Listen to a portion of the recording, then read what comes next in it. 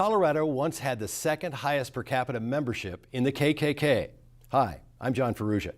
The 1920s saw an unprecedented statewide wave of power and influence of the Ku Klux Klan, and the effect of this hate lingers today. And now, Colorado Experience, KKK. Every so often, society goes crazy, and the fringe elements of our community becomes mainstream. And that was never more apparent than in the 1920s when the Ku Klux Klan took over politics in Colorado. They spelled the state of Colorado with a K as opposed to a C. Everybody was determined by the Grand Dragon. The governor, the state senators, city mayor, police chief, the sheriff. It was almost 100 years ago, and here we are again with a similar environment, politically and socially. It is a cautionary tale. If we are not in denial of the power of the Klan in Colorado, we are better set up to be more honest about ourselves and who we are now. This program was funded by the History Colorado State Historical Fund, supporting projects throughout the state to preserve, protect, and interpret Colorado's architectural and archaeological treasures. History Colorado State Historical Fund. Create the future, honor the past. With support from the Denver Public Library, History Colorado, with additional funding and support from these fine organizations, and viewers like you. Thank you.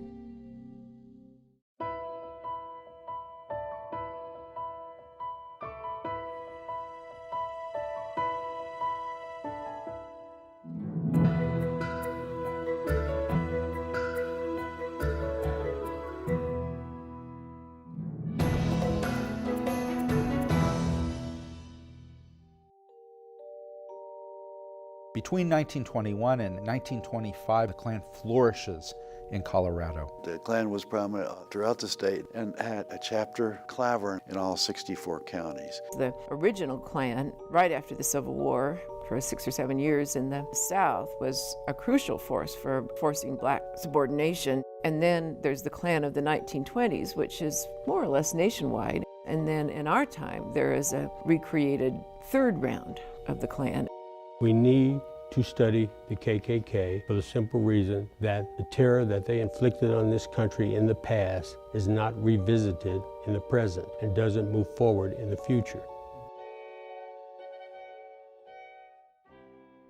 It's really hard to imagine how casually racist American society was in the 1920s. It was not unheard of to have lynchings of Italian immigrants or Mexicans or African Americans, even in a place like Colorado. One of the great indicators of this growing xenophobia was D.W. Griffith's movie, The Birth of the Nation, probably the bestseller of its time, picturing a picture of these innocent white women in the South being haunted by blacks, glorifying the old South, denigrating black folks. It showed white males dressed up in Klan uniforms, standing up for the white race against a threat. And they were depicted as knights. They were on horses and they had lances. And it really was a movie that was about the scourge of black folks in the country. A Georgia businessman, a member of various fraternal lodges named William Joseph Simmons, revived the Ku Klux Klan. He created a social organization like the Rotary Club, except that it was based on Simmons' definition of 100% Americanism, white, native-born Protestant. And he created a hierarchy of recruiters, they called them Kleagles, who would go around the country and start local chapters, sell memberships to the Klan. William Simmons shows up at the Brown Palace Hotel and in 1921 sets up a little group called the Denver Doers Club. And this evolves into what becomes the Klan. The Ku Klux Klan comes to Denver and quickly spreads across the state, with strongholds in Grand Junction and Canyon City. The Klan ideology mirrors the sentiments of the day. People are eager to try something new. Coming out of the First World War, Americans were done with international adventures. We were just coming off a period of tremendous reform, the progressive era. There was a tremendous crackdown against labor unions and others who might be affiliated with socialism. Prohibition, women's suffrage, urban reform, immigration reform. Americans by the 1920s had enough. There were massive strikes in the United States. A lot of this unrest was blamed on Eastern and Southern European immigrants. And also this ties into the Prohibition issue. Those Irish were still drinking their whiskey, the Germans still wanted their beer, the Italians still drank their wine, despite the law. These were lawless foreigners. We should send them back to wherever they came from. In places like Pueblo and Trinidad, coal companies are importing huge waves of new immigrants. On the Western Slope, fruit orchards needed cheap seasonal labor as well. There were people who believed that our nation was changing and not in a way that was positive for them. This provided fertile ground for the Klan to recruit in Colorado. The widespread failure of Prohibition seemed to many Americans to indicate that America's morals were sliding. The automobile created these new private spaces for young people to get together. The appeal in the 1920s for a lot of women was to get out and work. The Roaring Twenties, shorter skirts. The Klan was aghast at these kinds of things. The Klan to this day always did see themselves as a law and order institution, that they were protecting America. This crime fixation, free-floating anxiety, what do we do after a world war? We have to get things pulled back together. We have to have the central values of 100% Americanness. And the Klan, they were going to stop the corruption and bring law and order to the Queen City of the Plains. The Klan has always been, at least historically, a very broad-based organization. It opposed alcohol, it opposed extramarital sex, pregnancy out of wedlock, Catholics. It was based upon discrimination against minority groups, the Negro and the Catholic and the Jew. There are a lot of people who fall for that kind of thing. There's a weird hierarchy of titles. The Imperial Wizard is the national leader. That was Simmons. The leader of a state was known as the Grand Dragon. And Colorado's Grand Dragon was a man named John Galen Locke. John Galen Locke had moved to Colorado as a young man. He had served in the Spanish-American War in the Philippines, and then he got a medical degree in homeopathy. He was a person of excessive confidence and vision, very arrogant. He was a figure who knew how to work systems and how to be not an elected official himself, but to manipulate them within an inch of their lives. John Galen Locke was an odd-looking man. He was rotund.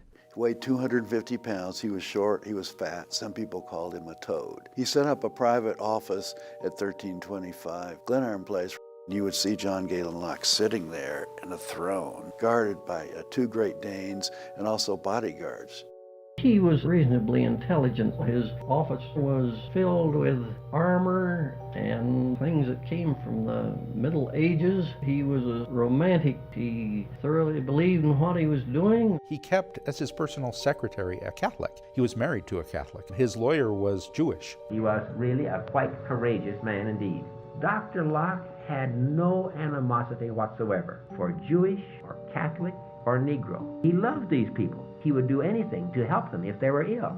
And he was so unconscious of the social consequences of what he was doing. It never occurred to him that he was doing a great disservice. To him, the Klan was a wonderful opportunity for showmanship. Oh, believe me, those Klansmen were sincere. They thought this was good. They were going to make Klansmen out of every Catholic in the state. They were going to make Klansmen out of every Jew before they got through. They thought they were saving the world. They preyed upon these people and just scared them to death. They applied economic pressures that were fantastic, and many bankruptcies were caused by the ostracizing of people. Locke's primary motivation was not racism, but power.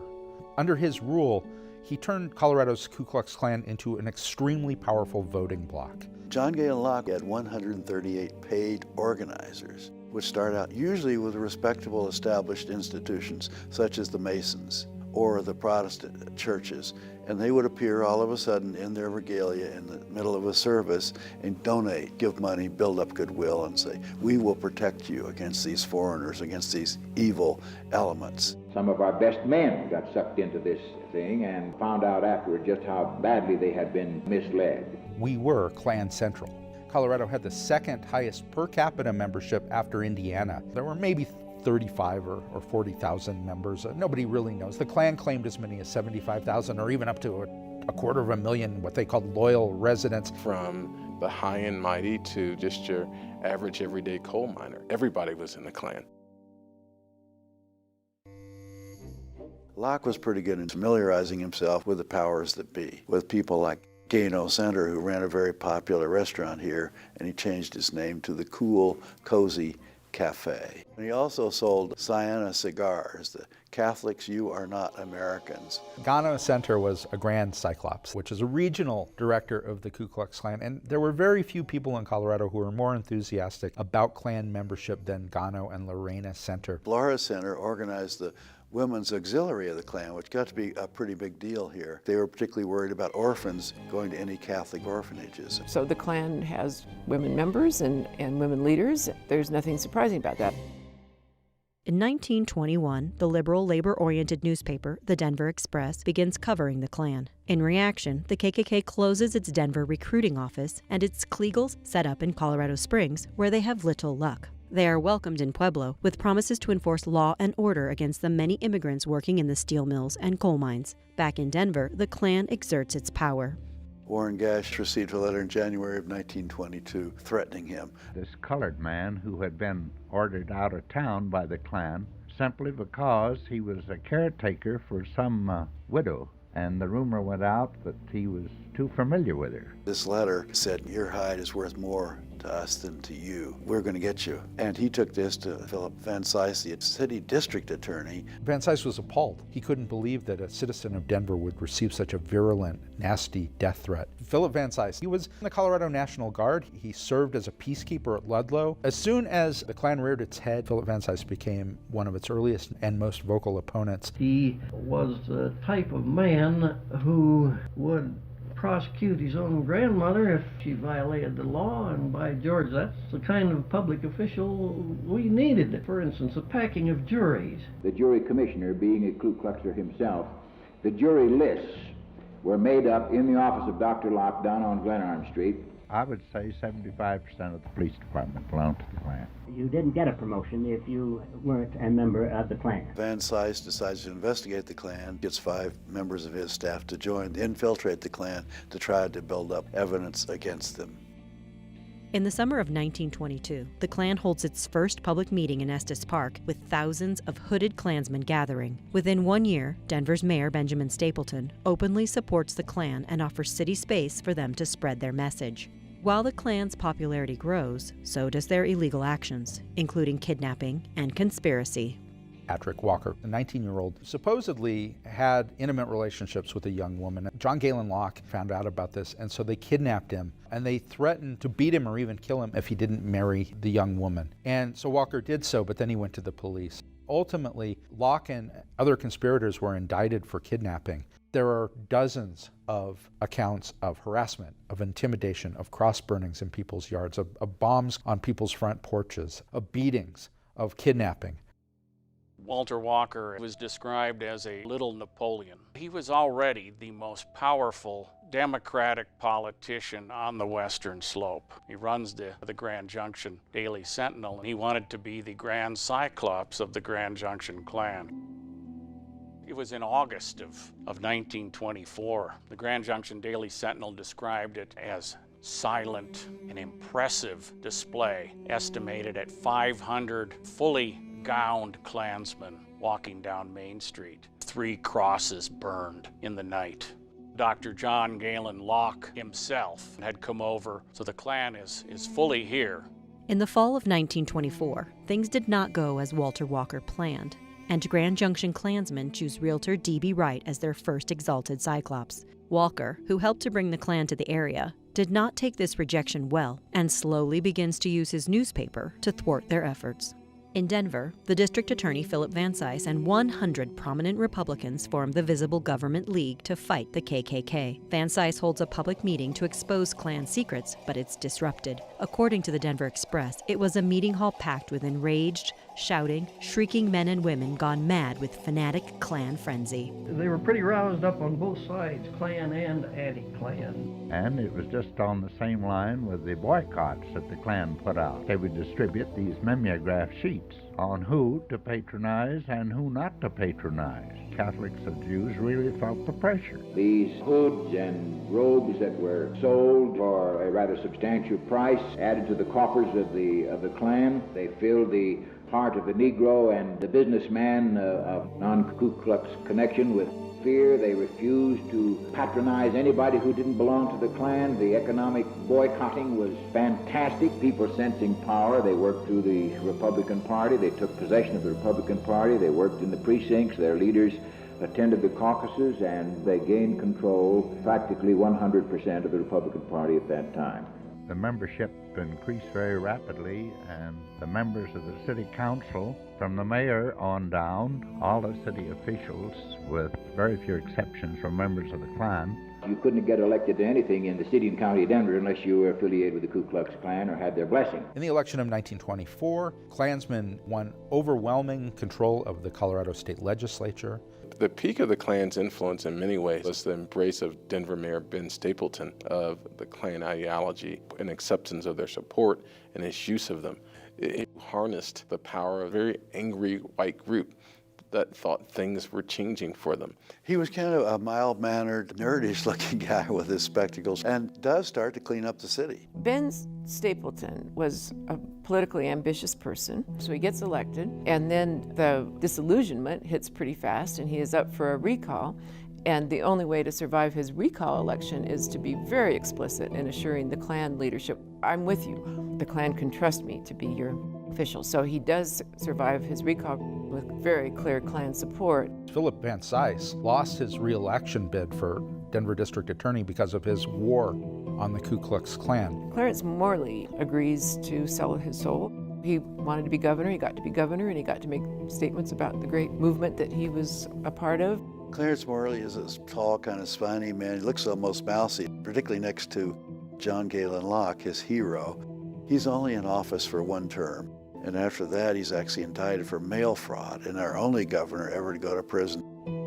The Klan kept meeting, and every time they outgrew their facilities, so they finally went to this huge building, the Overland Park Mills, where they had huge gatherings. Allegedly, more than 30,000 people showed up at a Klan rally. Large-scale public rallies were one of the hallmarks of the Klan, to show their power, to show their unity, and to show the potential for intimidation that they had. So each of these Klan meetings would be a plain rabble-rousing. Dr. Locke, he was very emotional. He was a very effective speaker. After anything he said, there was tremendous applause. They were famous for their gatherings on Lookout Mountain, just outside of Golden. They would burn a cross there, have a big ritual, and you get a lecture on 100% Americanism. And of course, you'd be told how to vote. By this time, Walker is not a member of the Klan. In fact, he'd been thrown out for not being supportive enough. The Klan not only takes over the city council, they start placing some of their members with the Grand Junction police force. But they've made a very significant enemy in Walter Walker. By 1925, the Invisible Empire is at the height of its power in Colorado. They are highly visible across the state with public picnics, banquets, boxing tournaments, and performances by the Imperial Klan Band. Ku Klux Klan has come to our town, and it's come to stay. Hear the kids all proud, this is what they say. They have charity events, they have concerts. For a group that claimed that it preferred to operate in secret, the Ku Klux Klan loved spectacle. And the Klan, of course, created its own newspapers, the Rocky Mountain American. The Klansmen were sophisticated marketers who would use popular culture in order to achieve their ends. Your everyday average white person may not have had such bigoted views, but they certainly condoned it. It was made very clear in Denver that black folks couldn't live beyond a certain street. They would post notices on the Immaculate Conception Cathedral or Temple Emmanuel's doors, reminding that the Catholics or the Jews were not Americans. They would pass out pink slips into the mailboxes of African Americans or Jews or Catholics or immigrants, reminding them that they're not American.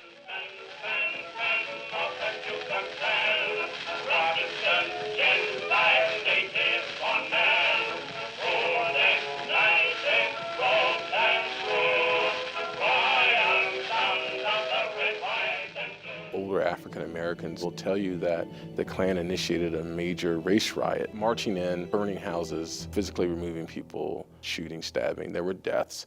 There were many people who stood up to criticize the Klan, to expose them for what they were. Clarence Holmes was an African-American dentist who formed the Cosmopolitan Group, an interracial group of people who came together and socialized, had a cross burned on his front lawn.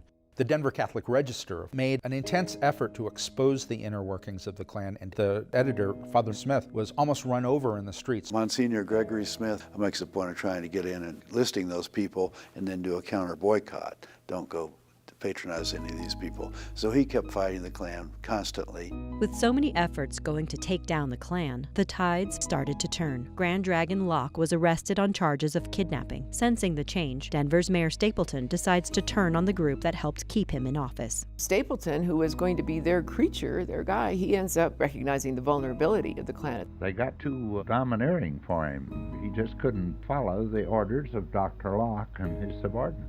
And initiating some vice raids against Klan's members and actually being a force that points out the wickedness within. He seems to be a person who did what he had to do for political expediency. He recruited and deputized American legionnaires to raid Klan-operated gambling dens and bootlegging facilities. He joined the Klan primarily to receive their political support, and when the winds of political fortunes blew against the Klan, he was one of the first people to turn on them. Ironically, Stapleton comes up with one of the most eloquent denunciations. True Americanism does not hide under a sheet.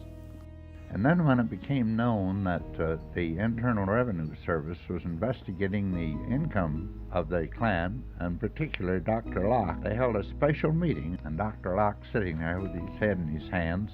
The imperial wizard of the Ku Klux Klan, Hiram Evans, asked John Galen Locke to step down. He was accused by the National Klan of keeping more than his share of what you paid for membership dues. Locke was ultimately indicted for tax evasion and spent some time in jail. And the Klan split into two groups in 1925. The Ku Klux Klan, which moved its headquarters to Canyon City, and the Minutemen of Colorado, which was a nativist, white nationalist group run by John Galen Locke. Once America really began to enjoy the prosperity of the post-war boom, Americans felt that the anxieties that had driven them into the Klan were not as important anymore. And once the Klan was shown to be corrupt, the center couldn't hold. There's a traffic stop in downtown Grand Junction. A Mexican-American bootlegger is actually killed by local Klan. Walter Walker now uses his newspaper to go against the Klan. And right after this, Walker is walking down Main Street and he is accosted by one of the Klan policemen, beaten in broad daylight. The next day, Walker begins a strong editorial campaign against the Klan. 2 weeks later, Walker's son is mysteriously accosted and beat up. The final blow was the 1927 Grand Junction City Council elections. His influence was strong, and the Klan is entirely swept out of power. Certainly his legacy has suffered. Was he a man of his times? Of course. A lot of people were joining the Klan in the 1920s. It was a big step down for the Klan to leave Denver and move to Canyon City. It represented the decline of the Klan, that they could no longer operate in an intense public arena like Denver. In Canyon City, there's a lot of Klan activity, paving roads, building schools. The Canyon City Klan seems to have been more of a public works and institution building Klan. They come to power in 24, by 26, 27, they're already on the way out. There's some theories among political scientists that when folks get a lot of power, unless it's checked, the power becomes unhinged.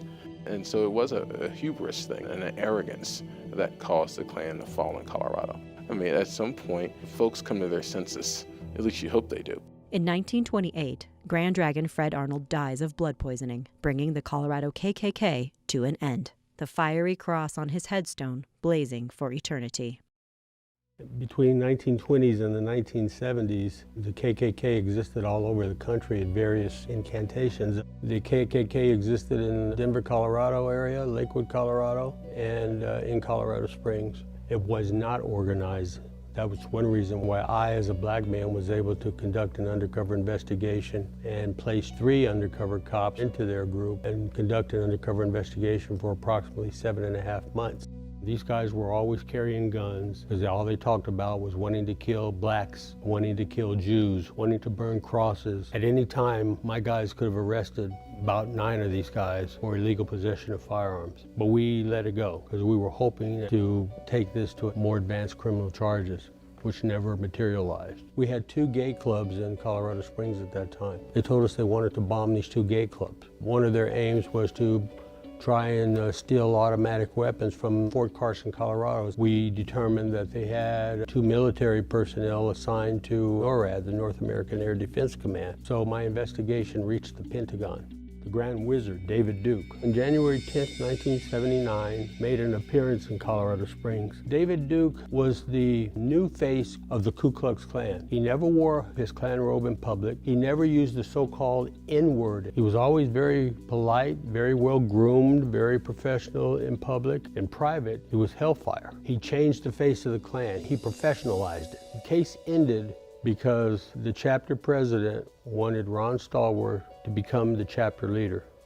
And when I went to my chief of police and told him this, he said, shut the investigation down now. Ron Stallworth Klansman disappeared that day. During the entire 7.5 months of this investigation, no cross was ever burned in Colorado Springs. The KKK of the late 70s didn't end. People have to get out of their head the fact that the KKK ends. They never end, they go dormant. In the 1920s, in the 1960s, in the 1990s, there was a resurgence of the Ku Klux Klan. The ideals and the beliefs that allowed for the Klan to rise to power in Colorado, those things never really left. The aftermath carried on for years and years, and some would argue it still does. And even in the way that we interact with each other, there's still that carryover effect. Hate-inspired vandalism continues to this day. KKK is spray-painted on homes and vehicles numerous times in the Denver metro area in 2016, and swastikas mysteriously appear on schools and religious buildings every few years. The Southern Poverty Law Center identifies 892 hate groups in the United States, with 14 in Colorado, including the Ku Klux Knights of the Ku Klux Klan in Colorado Springs. They are a domestic terrorist group in any form that they take, in any generation. One of the beauties of the First Amendment is that it provides the opportunity for us to go into a public space and have all those ideas compete.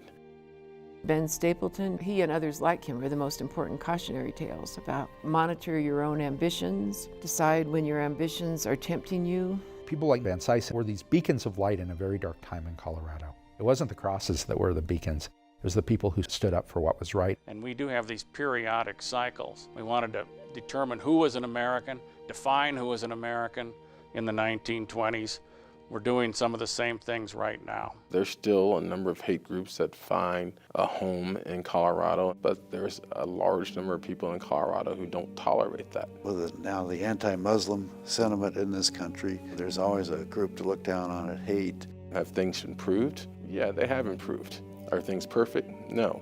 And I don't think they will be until the folks in this country really get real about having a conversation about race in this country. We all should get along, but all it takes is one person to express hatred. And if we look at the history of this nation, whenever we've been given the opportunity to do the right thing, we stand up, we do the right thing. Although we may slip and fall along the way, we eventually get around to doing the right thing.